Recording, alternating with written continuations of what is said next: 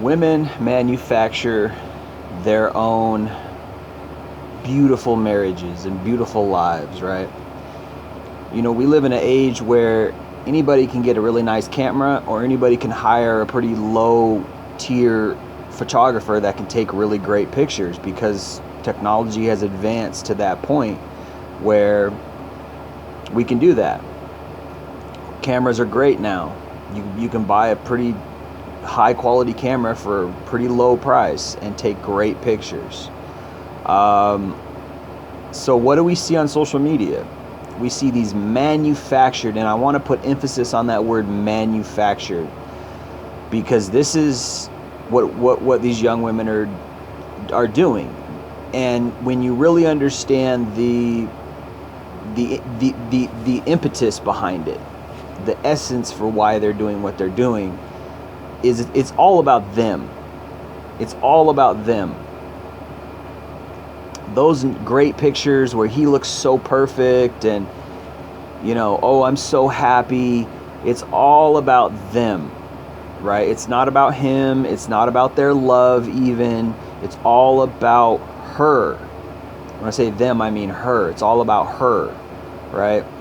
Oh, I found this great love. Like, she's bragging. This is narcissism. This is ego. She's showing all her friends and family that she got this great guy, right? And they're so in love, and look at these great pictures we took, right? Well, you know, don't believe everything you see. Just because somebody is able to take great pictures, just because somebody's able to manufacture, again, emphasis on manufacture these great pictures about this great love life, and he's so perfect and he's so handsome and all this stuff. Don't think that, like, you know, everything that glitters ain't gold. Don't think that, like, on the interior of that relationship everything's great, everything's perfect. Like, that's just phony. That's like celebrity kind of shit. Like, oh, you know, you're a celebrity, you're so perfect, and your life must be so great, yet these celebrities can't keep relationships. They can't stay married. They're always divorcing. They're miserable. They have depression. They often end up on drugs and whacked out and in these weird videos. And I mean, you can list off a name of all kinds of celebrities who have had mental breakdowns and, like, gone through all these wacky shit. You know, that's just the shit that they put on social media. Like, that's just what they show you. Oh, my life is so great, I'm so happy. And it's like this trend where, like, oh, I'm smiling in all my pictures, and look at me, I'm so pretty, and, like, look at my man, he's so handsome. Like, you don't want a girl like that. You don't want to be part of that girl's life, because that girl's not real. That girl's not genuine. Everything she does is for the gram, or everything she does is for Facebook. Everything she does is outward. You know, and really, if you fit into that slot and she picks you and she wants to take all these great cute pictures with you, all that is you are just a tool. Really, you fit into her narrative. It's her narrative. And this is all part and parcel of gynocentrism, right? It's all gynocentrism. It's all about her. Not about the kids, even not about you, not about love. It should be about love. And it should be about treating you good as a man and supporting you as a man in the best way she can, whether that's financially, emotionally, whatever. That's what women are supposed to do. They're supposed to love their man, help their man, support their man, and the man is supposed to help the woman and love the woman and support the woman. It's a mutual help like that. But when she puts you out there like that, when she puts all these pictures out, oh, it's this great relationship, everything's so great, like, that's the focus. The focus is this great relationship. You're good looking enough to fit into her narrative. You are the prince and the knight in shining armor that she wants to show off to the world. That's all you are. You know? But this is gynocentrism, and this is what happens when women rule the dating market. This is what happens when,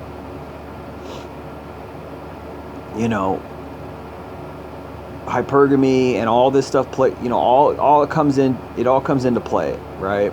And it's all part and parcel of the same thing. It's all about women. It's all about what she wants, and she's so perfect and she's so pretty, and it's like it gets weird. It gets cringy. It gets old, and it's like, dude, you don't want to be a part of that. You just want to live your life, and you just want to have somebody to love you and just stay low key. Like, I don't give a shit about impressing people on Facebook. I don't give a shit about impressing people on Instagram or Twitter. Like, I don't care. Like, I don't want to live that life. I don't want that in my life. And like, you shouldn't want a girl like that either. You shouldn't want a girl who does that. Oh, honey, let's go take these pictures at this mountain, and let's go do all this stuff. Let's go take these pictures at the seashore, and we'll show everybody how perfect we are and how much of a perfect relationship and a perfect couple we are, and everything's so perfect, perfect, perfect. And it's like, it gets weird. It's just like, do you even love me, or do you just want to use me as this like tool to show everybody how great you are, how great your life is? Like, when you really understand spiritualism, and when you really understand like narcissism, you understand that that's just ego. Like, that's ego. Like, your ego says, I want to show everybody how happy and great my life is, and like, oh, it's so great. Like, when you really live life, and when you're really real, and when you really, you know, drop your ego, that shit doesn't matter anymore. It doesn't, you stop caring. I don't care what other people think. I don't care what random strangers think about my relationship. Like, I love the person that I'm with, and that's all that matters. And I'm not going to go out and try to shove it down, you know, shove my relationship down people's throats so that they'll see how great I like. You're misusing social media. I mean, really, social media is a trap anyways. Really, social media is just a waste of time. And yeah, you can be social behind a computer, sort of, but that's not really how humans are intended to be social. It brings out the worst in us. And there's different variations of the worst in us. And in my opinion, one of that, you know, even if you have this great, outward, great, you know, pictures and great life that you're displaying, that's still toxic to me. Like, it really is. It's still toxic, because, you know, again, you're just trying to prove to people how happy you are. You're just trying to prove to people how great your relationship is. You're trying to like, oh, look at me, and shoving it down people's throats. And it's just like, again, that's ego. That's just ego. That's her ego. And you shouldn't want to be with a woman who has an ego like that.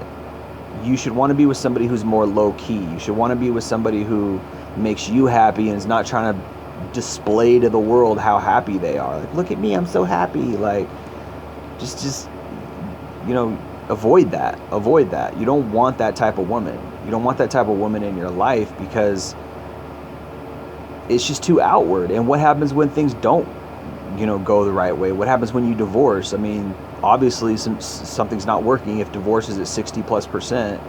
So sure, it's all great now in these great pictures, but then wait until shit gets hard. Wait until shit gets real, and wait until she cheats on you, or wait until, you know, your finances go bankrupt or whatever, and then you're done, and then the relationship's over, and like, you would look back and feel stupid for like, oh well, and then you say something like, well, we just grew apart, or well, we just moved on, or whatever, when in reality the foundation of your relationship was not good anyways.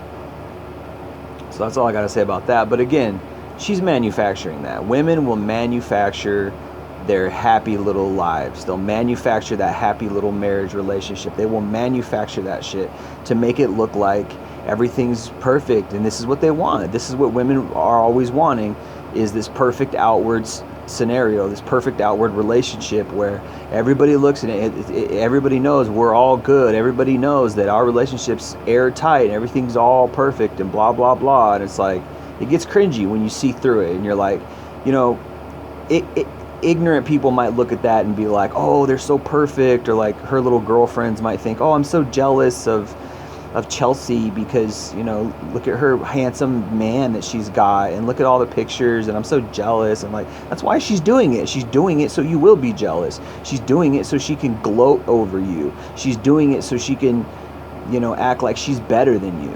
And like, why would you want a girl like that? Like, just have somebody low key. And it's like, yeah, people like to take nice pictures and then, you know, put it on their display. I'm not saying that, but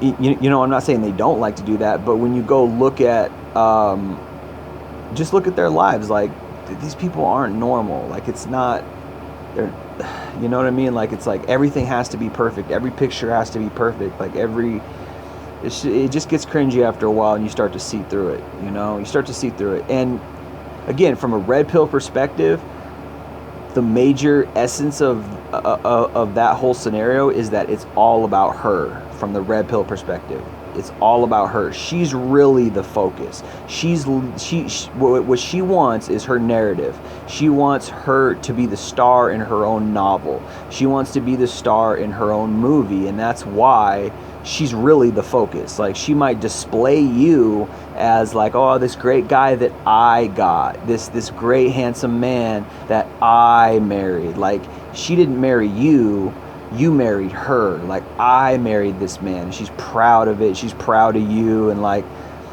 I don't know, man. Like, I'm not saying I wouldn't want my woman to be proud of me per se, but actually I really don't care about that. I want my woman to love me, whether she's proud of me or not. Like, I'm not trying to impress anybody. I'm not trying to impress the world. I'm trying to live my life and be happy within the confines of who I am and for my life, not to show others and like, look at how great my marriage is, look at how great my relationship is, and shove it down people's throats. Like, I mean, there's many different reasons why women marry, for money, for security, and then also there's this, for that narrative, and a lot of times in these scenarios, love takes a back seat.